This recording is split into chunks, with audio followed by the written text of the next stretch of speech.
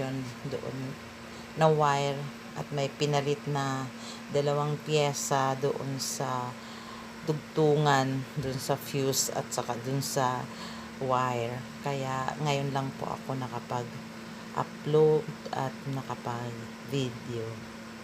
Ayan po.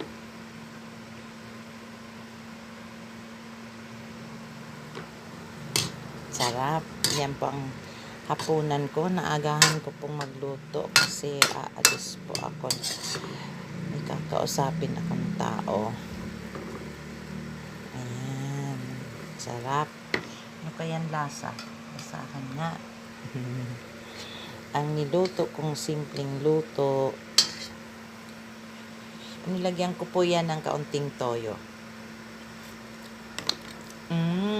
Sarap.